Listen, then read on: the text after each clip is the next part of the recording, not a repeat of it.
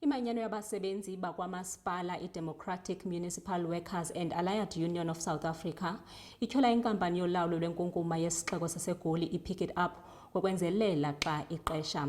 Inikeza ngoxwebhu kwizikhalazo neemfuno kumagumbi okusebenzela kasodolophu eGoli kwangoko namhlanje.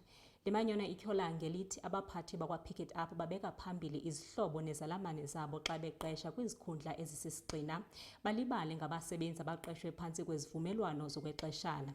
IDemausa ngoku ifuna abasebenzi bekhontrakthi bathathwe njengabasebenzi abasisigxina.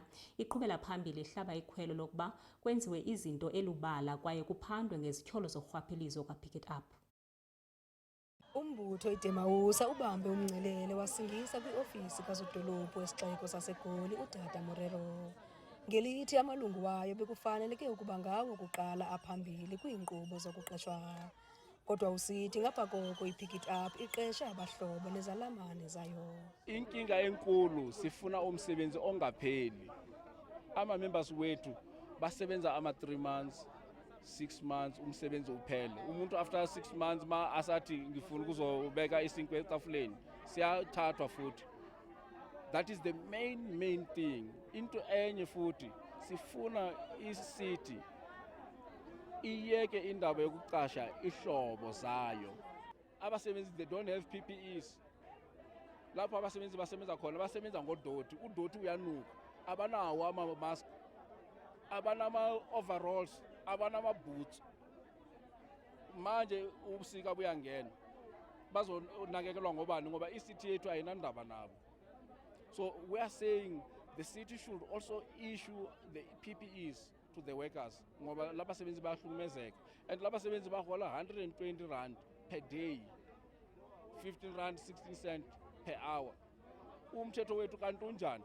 Kungokunje lo mbutho uthi ufuna kubekho uphando oluphangaleleyo olwenziwayo ukusiphula nengcambu ubuqhophololo obuqhubekayo kwindlela yokwenza izinto nakwiinkqubo zokuqesha. Into enye siyifunayo la sithi i-city ayiyenze i-private forensic investigation kuzo-investigatwa lama-tenders lawo ukuthi lama-companies they are nowhere to be found. You go to CIPC, you go to the trade and industry, awekho awuyazi ukuthi umnikazi wekhampani ubani. Some of them are deregistered.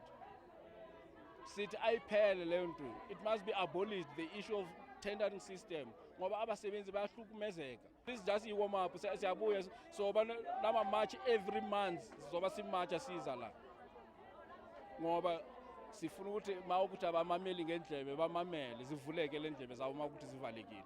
Isixeko samkele oluqwebhu lwezinyanzeliso zela zibophelela ekunikeni ingqwalasela kulo kwaye liphendule kwangexesha.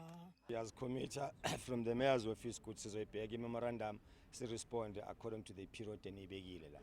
And ngicela ubachazela abasebenzi ukuthi imeya yaseJohannesburg uTata Morero uzimisela ukuresolve wonke ama-challenges afaced izakhamuzi zaseJoburg. Lo mbutho uthi unika isixeko ukusukela ngoku ukuya kutsho kumhla wama-28 ukuba siphendule. Kwiindaba zeSoweto TV, ndinguNomzabalazo Mduka eGoli.